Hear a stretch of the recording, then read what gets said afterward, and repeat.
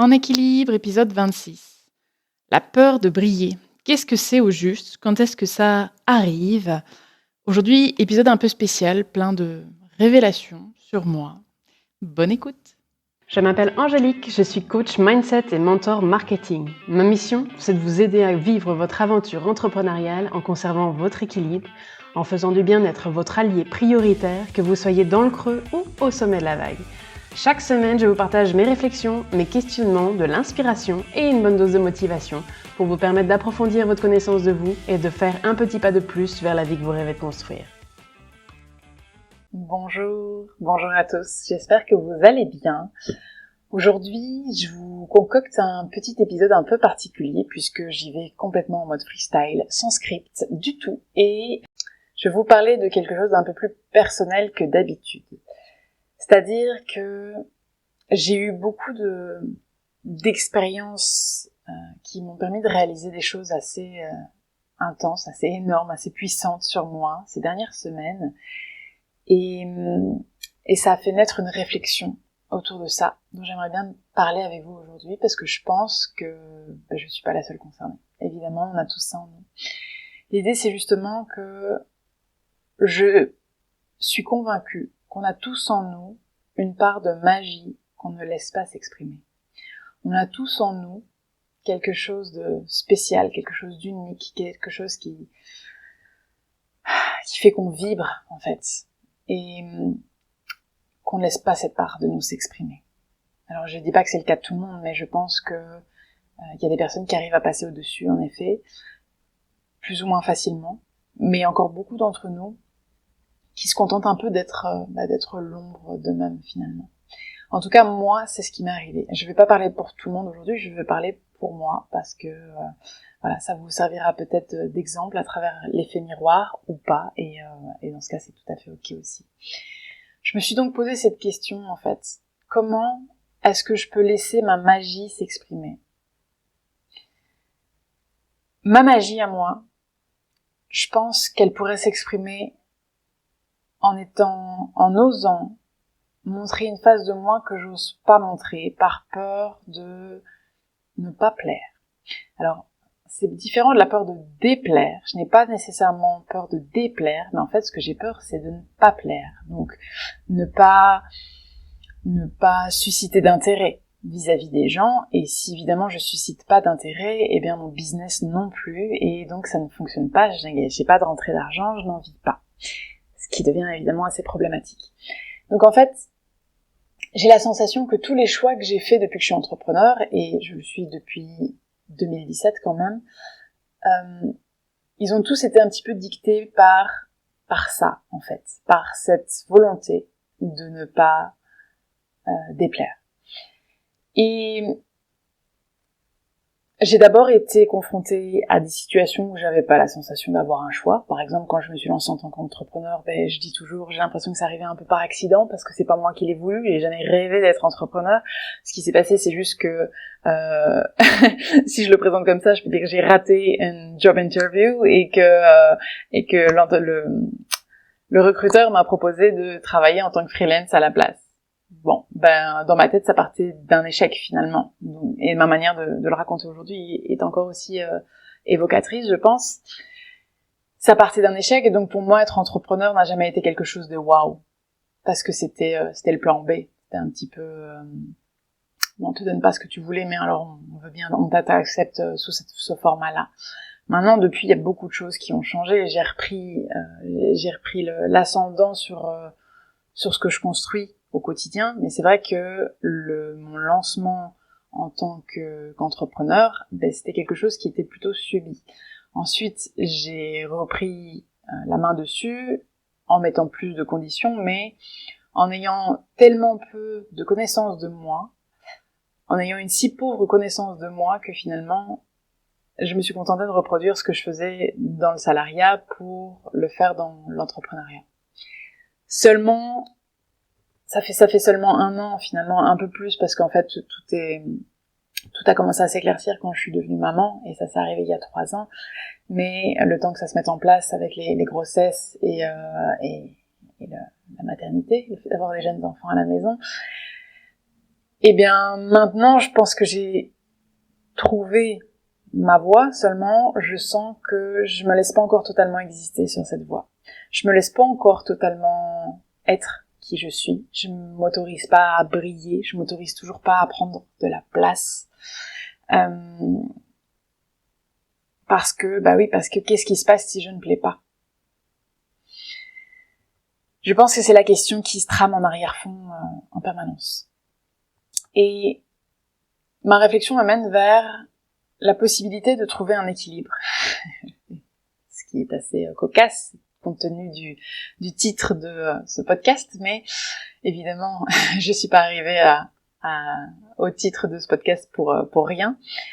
Je pense que je peux être capable de lier les deux, c'est-à-dire lier ce que je fais aujourd'hui en le faisant parce que finalement je veux pas prendre trop de place et je ne veux pas trop briller, et en même temps commencer à le faire de manière à me respecter, en étant authentique. Parce que finalement je pense que je fais ce pourquoi je suis faite, ce pourquoi je suis censée être là, mais je le fais de manière timide, en jouant petit en fait. Je mettrai jamais all-in en jouant. Je fais plein d'actions, je mets plein d'actions en place, mais finalement je le fais en étant très timide, très réservée. Je teste juste un peu, et alors je vois les résultats, et en fonction de ça, je verrai si je fais plus ou pas. Mais finalement, le fait de jamais oser faire un grand pas en avant. Alors oui, quand je fais pas de grand pas en avant, je risque pas d'échec, mais d'un autre côté, je risque pas non plus de réussir. Donc tout ce que je fais, toutes les actions que je mets en place, elles ne vont avoir le résultat que de l'intensité de l'action que j'ai mise, en fait. Je sais pas si c'est clair. Moi-même, je m'embrouille un petit peu, mais si je fais un petit pas, c'est normal que j'ai un petit résultat. Et le fait est que, souvent, comme je mets beaucoup d'actions en place, j'ai tendance à être un peu déçue de mes résultats. Parce que dans ma tête, ça pourrait être grandiose et que ça ne l'est pas. Mais c'est évident que si je continue à faire des petits pas, je n'aurai que des petits résultats. Et tant que je m'autorise pas à faire des plus grands pas, ou même carrément des sauts, parce que oui, on peut aussi sauter, on peut en avoir marre des petits pas, on peut avoir envie de sauter, j'aurai pas les résultats grandioses que j'espère avoir, finalement. Si je veux du grandiose dans ma vie, je dois faire des choses grandioses. C'est aussi simple que ça. C'est comme ça que fonctionne la loi de l'attraction. On attire des choses égales à ce qu'on vibre, à l'énergie qu'on vibre. Donc évidemment, en mettant en place toutes mes actions, même si elles ont le potentiel d'avoir des super résultats, c'est comme si, d'une certaine manière, je m'auto-sabotais en fait. À un moment, je prends une décision de peut-être d'investir moins d'argent dans la publicité que ce que je pourrais, de pas faire autant de posts que ce que je pourrais, de pas envoyer autant de mailings que possible, etc. Et donc c'est dans toutes ces actions-là que finalement je diminue la portée de mes actions. Et de fait, le résultat est toujours à la hauteur de l'énergie, pas de l'énergie, mais de la force, de l'intensité que j'ai mise dans mes actions. Parce que l'énergie, elle est là. Je mets beaucoup d'énergie dans ce que je fais, puisque j'ai naturellement beaucoup d'énergie, mais et c'est pour ça aussi que le résultat a tendance à me décevoir. Pour ça, grande annonce, et j'espère pouvoir vous montrer que j'ai honoré cette intention dans les mois à venir. J'ai envie d'assumer que je peux être inspirante. J'ai envie d'assumer que je peux me montrer, je peux prendre ma place, je peux oser briller, sans craindre en fait les critiques, parce que je m'en contrefous. C'est moins important d'avoir des critiques que de pouvoir aider les gens qui vont croiser ma route finalement. Parce que si je continue à rester petite, je vais pas aider grand monde. Alors oui, j'aurai pas de critiques, mais j'aiderai pas grand monde non plus. Si j'assume de m'exposer, si j'assume d'être vulnérable finalement, parce que c'est aussi à ça que ça touche, à la vulnérabilité, j'atteindrai les gens qui sont là, qui arrivent sur mon chemin pour une bonne raison. Les gens que je peux aider. Et ça va déplaire à d'autres personnes, c'est clair. Des gens qui comprennent pas ce que je fais, des gens qui trouvent ça déplacé peut-être, ou qui font pas encore partie de ce chemin-là, et c'est tout à fait ok. Mais ce dont j'ai besoin aujourd'hui pour m'épanouir, c'est de vraiment aider les gens que j'ai envie d'aider. Et pour ça, je dois être visible. Alors, mon intention, en fait, c'est de justement arrêter d'être petite. Arrêter de la jouer petit. Et oser un peu plus le all-in. J'ai toujours eu une sorte d'admiration craintive pour les joueurs au casino qui jouaient des sommes comme ça. Alors ça aussi a un rapport avec l'argent, donc il y a plusieurs choses qui entrent en considération, mais chaque fois que je les voyais faire, j'étais là, la prise de risque. Moi, j'en ai presque des palpitations à imaginer faire ça moi-même, en fait. Et donc, oui, je suis déjà allée jouer au casino, mais des petites sommes. Et alors, j'étais super contente parce que je gagnais aussi des petites sommes, mais c'est vrai que on n'atteint pas le grandiose en jouant petit. Aujourd'hui, j'en ai conscience et surtout, j'ai envie de répondre à cette force, à cette puissance qui sont en moi et qui trépignent d'impatience, en fait, qui ont juste envie que je commence à vivre, pleinement, que j'ai envie d'exister. Aujourd'hui, je suis pas authentique. Je suis pas authentique dans ce que je fais parce que je me restreins en permanence. Je suis pas authentique dans ce que je fais parce que je reproduis des schémas de mes conditionnements, sans essayer d'aller plus loin. C'est-à-dire que parfois, il y a des conditionnements, des croyances que j'ai déjà identifiées et pour lesquelles je ne fais rien. Et typiquement, celui de ne pas prendre ma place, de ne pas oser briller, on me l'avait déjà mis en lumière à plusieurs reprises, à travers des accompagnements, et ces dernières semaines, j'ai vécu une expérience lors d'un atelier sur la relation à l'argent, justement, qui m'a ouvert de nouvelles portes sur ce sujet. Et je me rends compte à quel point je me suis juste laissé faire là-dessus. Je me suis dit, ok, c'est comme ça en fait. Oui, je sais, peut-être un jour, j'oserais prendre plus de place et j'oserais plus briller et me montrer, faire entendre ma voix. Et puis c'est tout. Comme si je disais oui, un jour ça sera bien. Et puis en fait, je viens de comprendre en partie d'où ça me venait. J'en suis encore toute chamboulée, et donc c'est pas hyper évident pour moi de trouver les mots justes, en fait, et je me dis là que peut-être tout ce que je vous dis c'est du chinois, mais peut-être que ça résonnera pour certaines personnes, qui sait, sinon tant pis.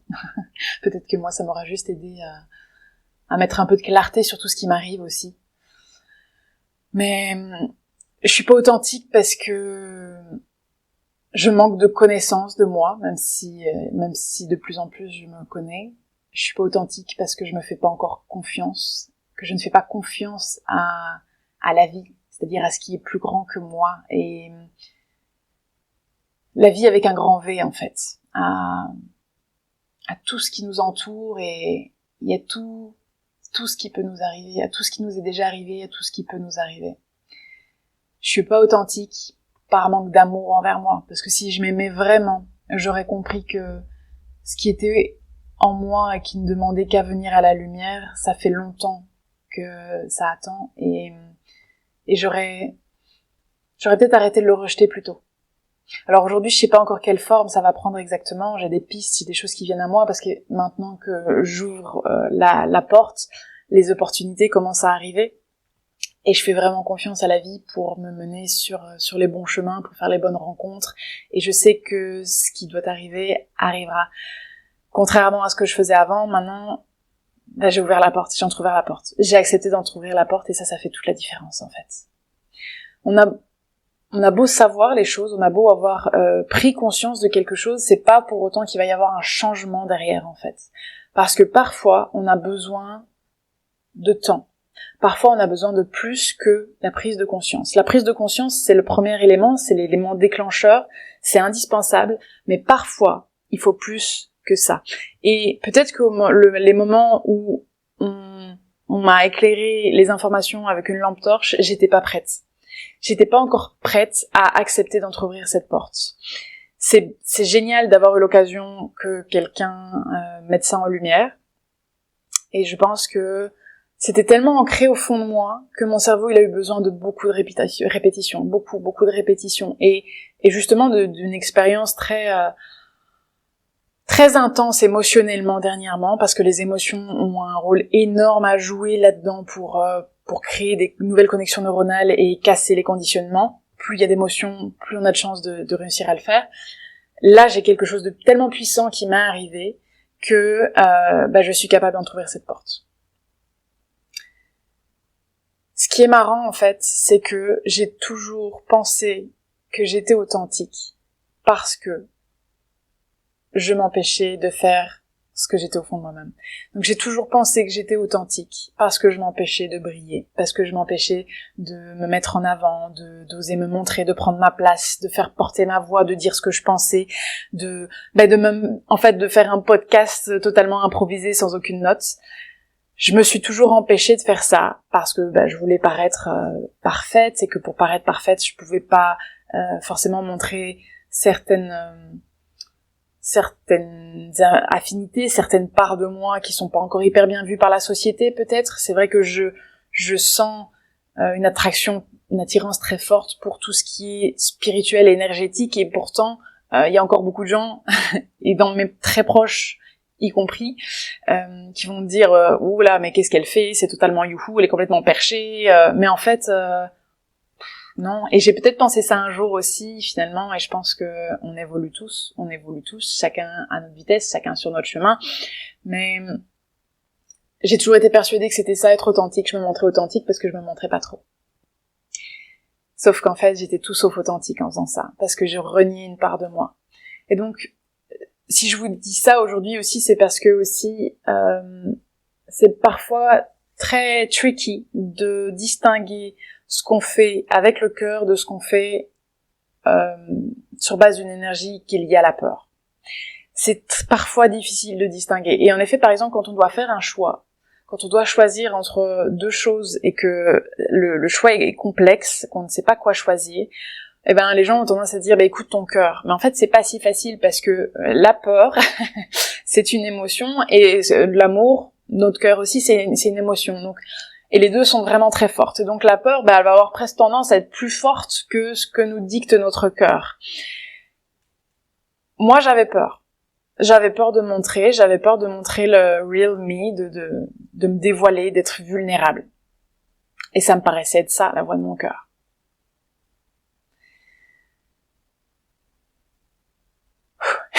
C'est pas super facile de parler de ça et de trouver les mots qui vont dessus. Mais l'idée que je veux vous faire passer aujourd'hui, c'est que il y a quelque chose d'incroyable au fond de moi, il y a quelque chose de magique. Et je pense qu'il y a aussi quelque chose de magique au fond de vous. Peut-être qu'aujourd'hui vous faites partie de ces gens qui ne laissent pas cette magie s'exprimer. Et c'est tout à fait ok. On peut très bien garder sa magie en soi pendant un temps. Mais je pense que vous méritez, et surtout le monde, les gens qui sont autour de vous, ils méritent de voir votre magie. Ils méritent d'avoir accès à cette magie, parce que vous êtes là pour ça. Alors je peux pas vous dire aujourd'hui comment faire pour révéler votre magie, mais dans tous les cas ça passe par plus de connaissances de vous, donc tout ce que vous pouvez faire pour apprendre à vous connaître davantage, à vous comprendre, ce qui se trame au fond de vous, vos comportements, ça va vous aider. Et je pense que la dernière étape, ce sera l'expérience. Parce que, en tout cas, pour moi, c'est comme ça que ça s'est manifesté. C'est par des expériences fortes et puissantes en accompagnement, que j'ai eu accès à ça. Et que j'ai pu avoir ces déclics, et que j'espère maintenant pouvoir mettre en action dans les mois qui viennent. Même si je sais que ça va être un processus qui va pas se faire du jour au lendemain. Je sais pas, un bouton on/off, je passe de l'ombre au jour, à la lumière, ça marche pas comme ça. Mais quoi qu'il en soit, voilà, j'ai entrouvert la porte grâce à ça, grâce aux expériences vraiment puissantes de l'accompagnement. C'est tout ce que je peux vous souhaiter pour vous aussi, c'est d'être capable de reconnaître votre lumière dans un premier temps, et même si vous savez pas très bien en quoi elle consiste, en fait, c'est pas grave, parce que ça viendra à vous. Mais reconnaître que vous êtes bien plus que ce que vous voulez accepter de montrer aujourd'hui. Vous êtes bien plus que ce que vous montrez au monde actuellement. Vous avez un potentiel absolument incroyable en vous. Et ce serait du gâchis. Ce serait réellement du gâchis de le garder pour vous. Alors ouvrez la boîte. Ouvrez la boîte, ouvrez les portes et regardez ce qui se passe. Il y a des gens qui vous aimeront pas pour ça, mais il y a aussi des gens qui vont vous adorer pour ça. Voilà. Ce sera tout pour aujourd'hui. J'espère que cet épisode un peu spécial vous a plu. Je ne sais pas si je referai ça. Peut-être, vous me direz. Si ça vous a plu, je me laisserai peut-être à plus d'ouverture dans de prochains épisodes. Quoi qu'il en soit, je vous remercie de m'avoir écouté et n'hésitez pas à partager cet épisode, à rebondir dessus, à m'envoyer vos commentaires en story ou sur Instagram. En tout cas, moi, ça me ferait très plaisir de vous lire par rapport à ce sujet. Est-ce que ça a fait écho en vous? Est-ce que vous vous reconnaissez? Est-ce que ça éveille juste quelque chose, que vous sentez qu'il y a une petite flamme à l'intérieur de vous qui commence à se réveiller, à dire oui, moi aussi, moi aussi, je sens que ça m'appelle en fait. Et voilà, je vous embrasse fort et je vous dis à la semaine prochaine. Ciao.